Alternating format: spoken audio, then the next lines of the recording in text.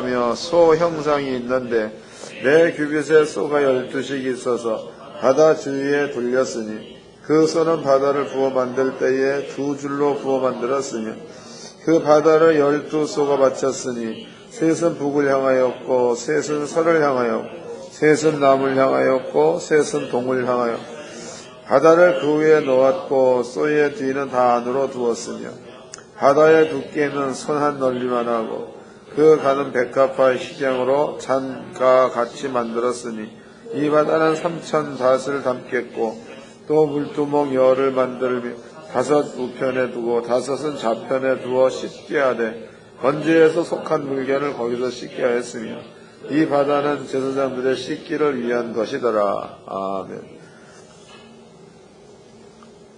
오후 시간을 함께 설명드릴 말씀은요, 바다입니다. 바다. 여기서 그 바다는 우리가 눈으로 볼 수 있는 그 서해바다, 동해바다, 이런 바다가 아니라 하나님의 성전 앞에 만들어 놓은 바다를 말합니다. 여러분들은요, 오늘 오후의 말씀을 잘 깨닫기만 하면 이 말씀 역시도 악한 영들이 역사할 수 없도록 만드는 방법이라고, 그러니까 잘 깨달아가지고 그대로 하시기를 바랍니다. 알고만 있으면 안 되는, 그대로 해야 되는 거다고.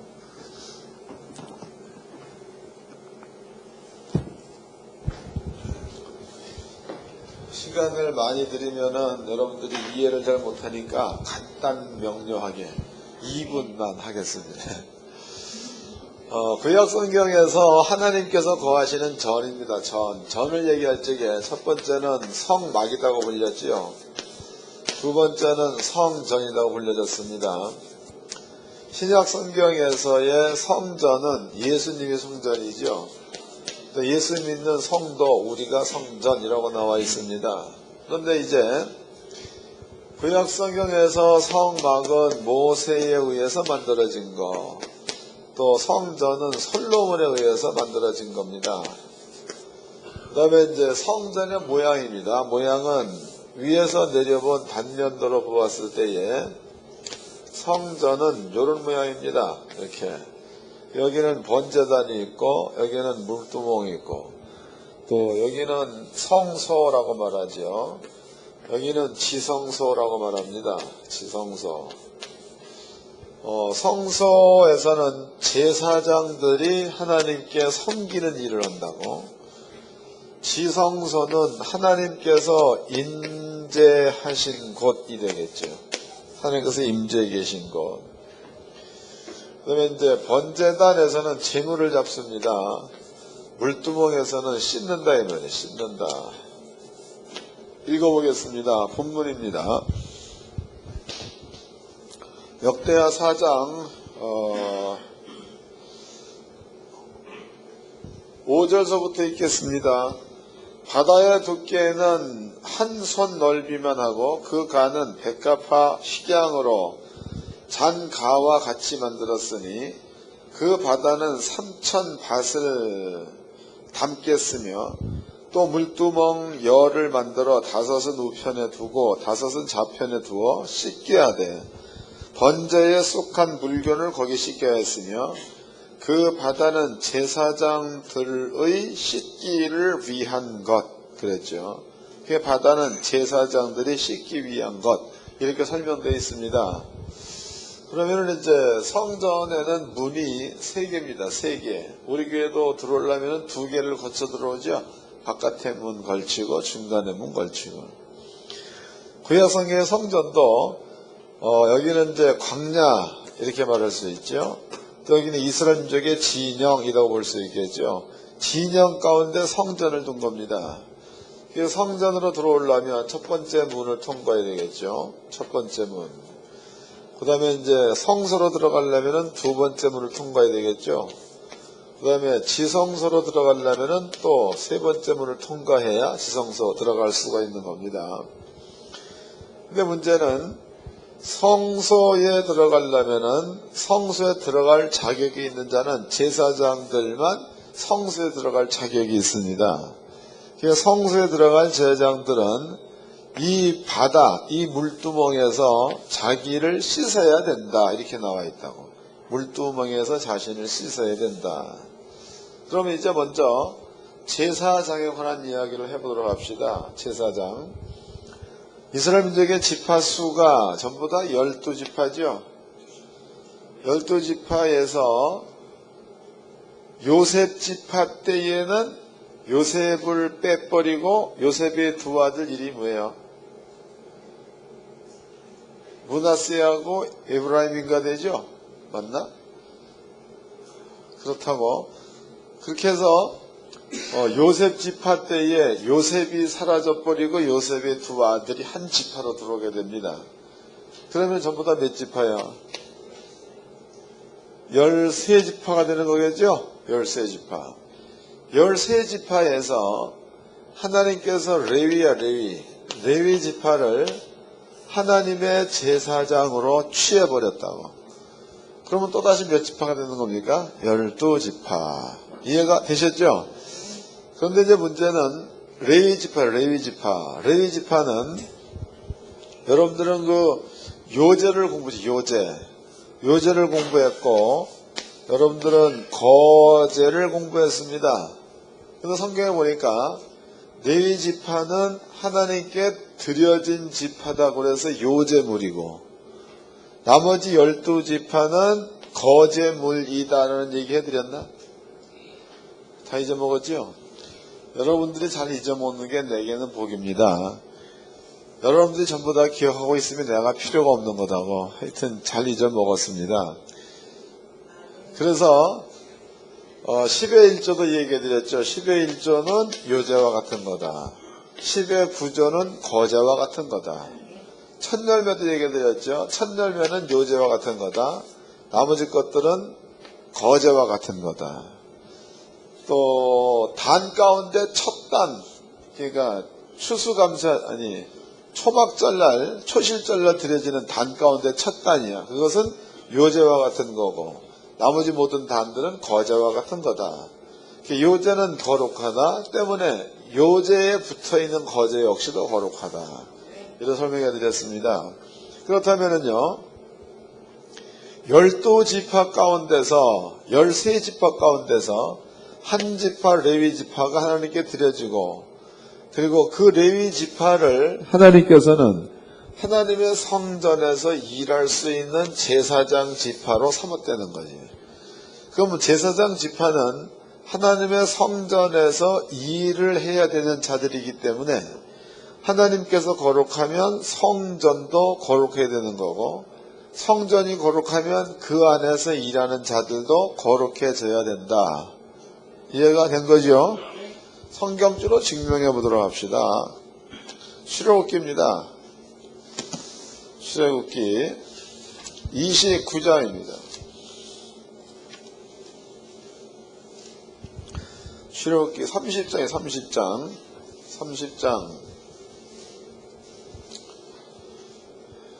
25절서부터 읽겠습니다. 출애굽기 30장 25절. 그것으로 거룩한 관유를 만들되 향을 제주하는 법대로 행기를 만들지니 그것이 거룩한 관유가 될지니라. 관유. 26절. 너는 그것으로 회막과 증거궤에 바르고, 그러면은 여기에서 얘기한 회막이라는 것은 어떤 걸 뜻하는 겁니까? 모세 시대 회막은 여기를 둘러쳤다 그래서 회막이라고도 하고 성소와 지성소 이런 것들을 덮었다 그래서 이것도 회막이라고 합니다. 이게 회막과 그 다음에 증거궤 그러면은 지성소 안에 있는 것을 증거궤라고 하죠. 회막과 증거궤에 발라 회막과 증거궤를 거룩하게 하라. 그럼 회막과 증거궤는 거룩해진 겁니다. 그 다음에 또 27절 상과 그 모든 기구며 등대와 그 기구며 분향단과 그랬다고. 그러면 상은 여기 있는 게 상이다고. 분향단은 여기 있는 게 분향단이죠.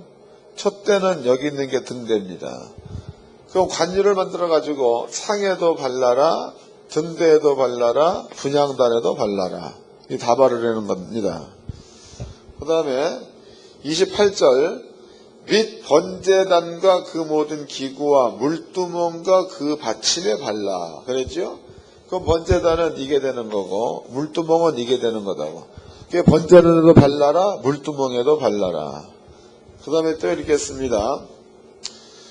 28절 및 번제단과 그 모든 기구와 물두멍과 그 받침에 발라 그것들을 지성물로 구별하라. 무릇 이것에 접촉하는 것이 거룩하리라 그랬으니까, 그러면은 번제단에다가 관유를 발리면 이 번제단도 지성소 안에 들여놓아도 될 만한 지성물이 된다. 번제단 옆에서 사용되는 삽 같은 것들도 관유를 발라버리면은 지성소 안에 들여놓을 수 있는 지성물이 된다 이 말이죠. 때문에 관유로 바르는 데에 관유 바르는 그것이 출애굽기 3장에 보니까 성막 안에서는 관유가 안 발려진 게 없대. 다 발려졌다.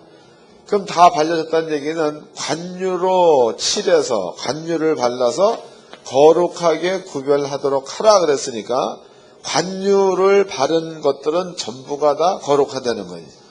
왜 거룩하냐? 하나님께서 거룩한 분이기 때문에 성전도 거룩해야 거룩하신 하나님께서 임재할 수가 있다는 겁니다. 그럼 이제 하나님 거룩합니다. 성전도 거룩해졌다고.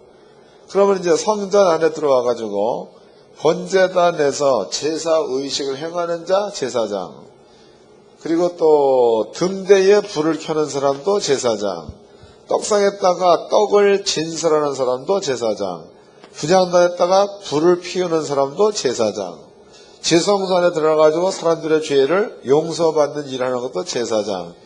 이게 전부 다 제사장들이 해야 될 일들입니다. 그렇다면은요, 하나님이 거룩하다, 성전이 거룩하다. 그러면은 성전 안에서 일할 수 있는 제사장들도 거룩해야 된다는 거죠. 거룩해야 된다. 읽어보겠습니다. 30절입니다. 너는 아론과 그 아들들에게 기름을 발라 그들을 거룩하게 하고 그들로 내게 제사장 직분을 행하게 하고. 그랬으니까 아론은 대제사장이고 나머지 아론의 후손들은 일반 제사장입니다. 그러면은 아론과 그 아들들에게 발라라 그 얘기는 성전에서 일하는 제사장들한테는 무조건 관유를 발라가지고 거룩하게 구별시켜라 이런 뜻이 되는 겁니다. 그러면 이제 성전은 하나님이 거룩하다, 하나님께서 임재해 계시는 성전도 거룩하다, 성전 안에서 일하는 제사장들도 거룩해야 한다. 이게 성경입니다. 그런데 이제 성뜰이야, 성뜰에는 번제물이죠.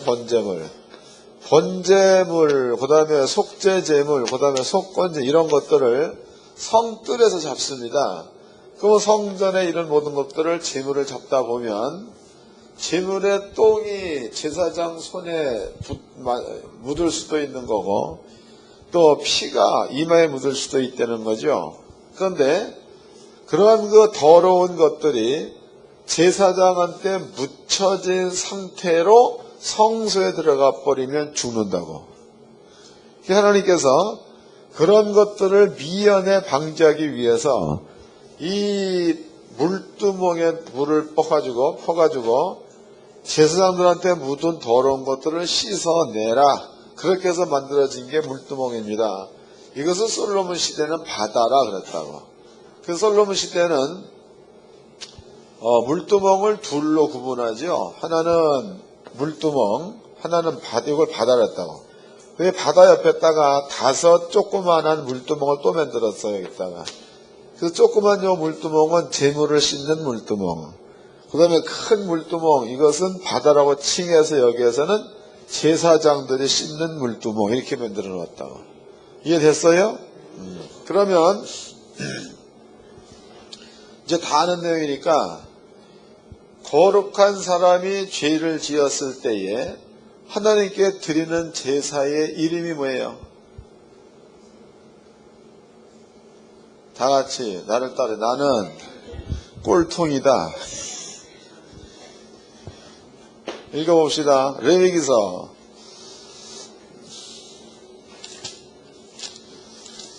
레위기서 5장입니다. 레위기서 5장 15절서부터 읽겠습니다. 누구든지 여호와의 성물에 대하여 그릇 범과하였거든 여호와께 속건제를 드리되 너희의 지정한 가치를 따라 성수의 세겔대로 몇 세겔 은혜 상당한 흠없는 수양을 때 중에서 끌어다가 속건제로 드려서 성물에 대한 범가를 갚되 그랬으니까 성물을 그릇 범하는 죄는 누가 짓는 죄야? 성물을 범할 수 있는 죄. 제사장들이죠. 제사장. 그 다음에 이제 17절입니다. 만일 누구든지 여호와의 금령 중 하나를 부지 중에 범하여도 허물이라. 그랬으니까 하나님의 금령을 어길 수 있는 자는 누가 되는 거예요? 금령. 금령이 뭡니까? 금령이죠. 금령은 간단히 얘기하면 십계명이에요. 십계명. 나 외에 다른 신을 내게 있게 말라. 금지. 살인하지 말라. 금하는 명령. 독시하지 말라. 금지하는 법. 이 금령이다고. 그 율법은 율법입니다. 이 율법이 적용되는 사람은 누구냐? 율법이 적용되는 사람. 내가 이제 또 물어볼 테니까 답을 해보세요. 우리 교회도 퀴즈를 좀 해야 되거든요. 퀴즈를. 첫 번째, 바벨론 사람들. 두 번째, 애굽 사람들. 세 번째, 이스라엘 사람들. 몇 번이 답이야? 몇 번이 답이야? 한 번. 잘하네. 금령, 율법이라는 것은요, 이스라엘 민족에게만 적용되는 법이 율법입니다. 다른 나라야 바벨론이나 애굽이라는 그 나라는 율법이 아닌 사람의 법이다고. 그러니까 금령이라는 것은 율법이니까 율법을 부지 중에 어겼다. 그것은 죄가 된다. 이 뜻이다. 그러면은 아까 이렇게 설명해 드렸듯이 레위 지파가 요제로 드려졌다면 나머지 12지파는 거제다 그랬습니다. 그럼 율법이라는 것은 거룩하게 된 사람들을 향해서 지키라고 준 법이 율법이야. 이해가 된 거죠? 거룩하지 못한 사람들, 바벨론 사람이다, 애굽 사람 이런 사람들은요 율법을 지킬 필요가 없어. 왜냐하면 거룩한 사람이 아니기 때문에. 때문에 성경에서 성물을 그릇 범한 죄, 제사장이 저지를 수 있는 죄입니다. 율법을 어긴 죄, 거룩하게 된 백성들이 어길 수 있는 죄가 되는 거겠죠. 이런 사람들은 하나님 앞에 속건제를 드리면 모든 죄가 용서된다 이렇게 설명되어 있다고. 그러면 성전 안에 들어와 가지고 이 일을 하는 자들은 제사장들, 거룩한 자들입니다. 그러면 거룩한 자들이 이러한 죄를 범하였을 때에 하나님 앞에 속건제를 드려버리면 그의 모든 죄가 용서된다는 거지요. 하나님께서 성전 안에서 일하는 사람들이 이렇게 부정한 거, 똥이 묻었다, 피가 묻었다. 그러면 그 사람들한테는 속건제와 같은 의미로 물두멍에서 물을 떠다가 씻어버리면 지성소 안에 들어갈 수 있도록 하나님이 허락해 놓은 겁니다. 허락. 그러면 세상들이 만약에 바빠가지고 물두멍을 건너뛰고 그냥 들어갔다. 그러면 그 자리에서 죽어. 그게 죄가 되니까. 이해가 된 거죠? 이걸 기억해 놓으세요. 그 다음에 이제 신약 성경입니다. 신약 성경에서 성도들은 예수를 믿는 믿음이 있기 때문에 거룩하게 된 자들입니다. 거룩하게 되었다. 그럼 여러분들이 거룩하게 됐다라는 그 얘기는 속건제를 드릴 수 있는 자가 됐다는 얘기죠. 속건제를 드릴 수 있다 이런 뜻입니다. 그러면 이제 그리스도인들이 죄를 안 짓는다 그럴 수는 없는 거다. 우리 하늘학교 성도님들은 이제부터는 깨닫고 그대로 실천하시기 바랍니다. 다른 교회 성도들이야 뭐 잘못을 했으면 회개를 해야 된다. 회개. 그래서 그 회개를 어떻게 하느냐? 내가 오늘 지었던 잘못이야. 그 잘못을 하나님 앞에 고백을 하면 된다. 그리고 그 죄를 용서해 주세요라고 얘기하면 그 죄가 용서된다. 이게 회개다라고 배웠다고. 여러분들은 이게 회개가 아닙니다. 여러분들이 해야 될 회개는 이게 회개가 아니라 잘못을 깨달았다.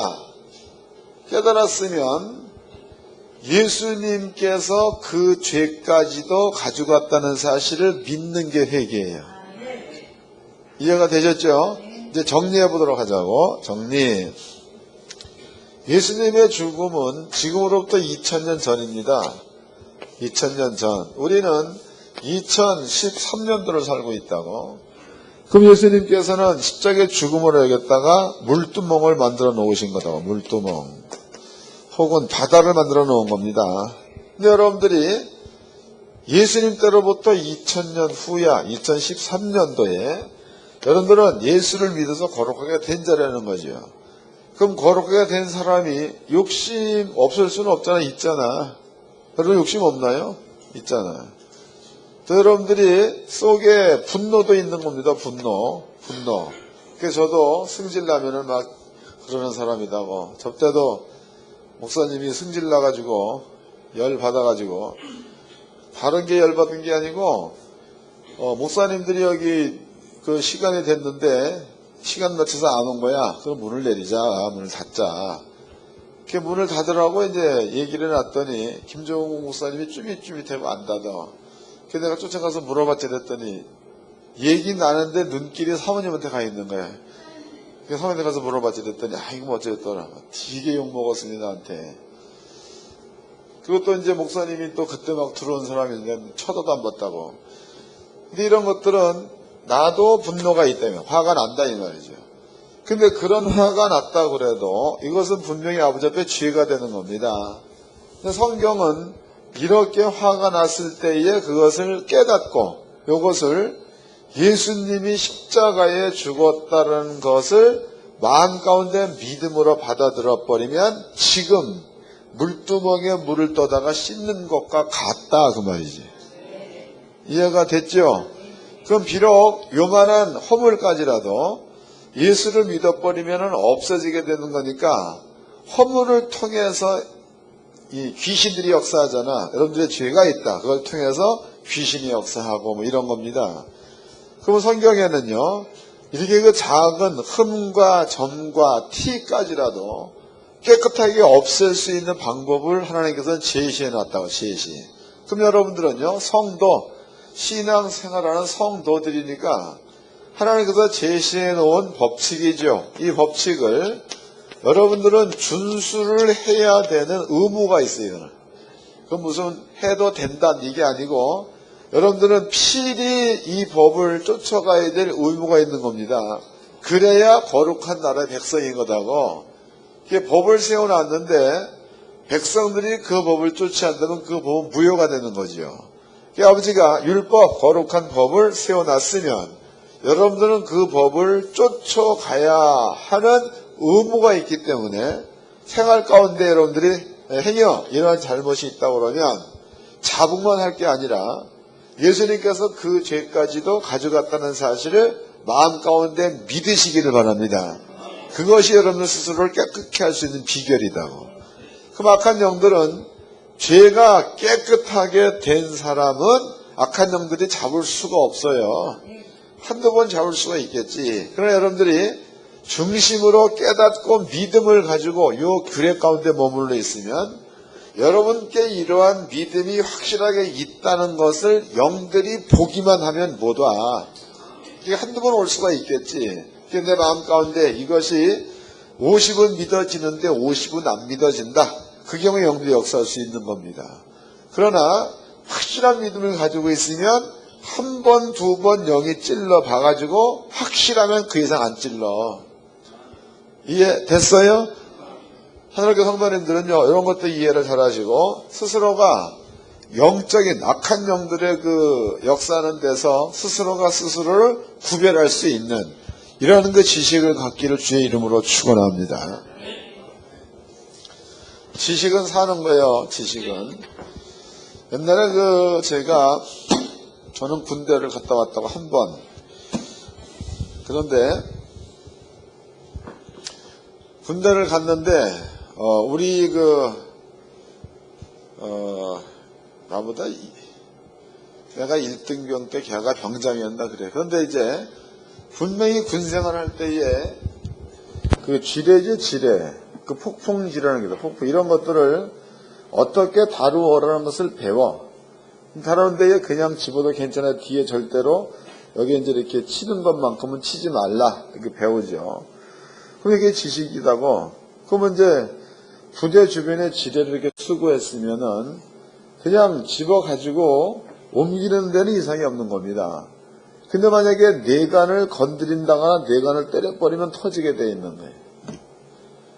호기심이 많은 놈이 미련하게 분명히 지식을 가지고 있는 거예요. 군대 지식을. 그거를 잡고 이게 진짜로 되나 안 되나 쳤어 이렇게. 근데 살짝이 톡 쳤는데 빵 터져가지고 폭풍지라고 발 뒤꿈치 뽑아내는 지라고 얘기하죠. 여기가 당연히 손가락 싹 나갔어. 지식은 자기를 구할 수 있는 거다고. 여러분들이 성경적인 지식이 속에 확실하게 가지고 있어야 영적인 세계에서 스스로가 스스로를 지키고 보호할 수 있는 그런 그 생명인 줄로 믿으시기 바랍니다. 이제는 성경을 찾아보도록 합시다. 요한복음입니다. 17장. 요한복음 17장.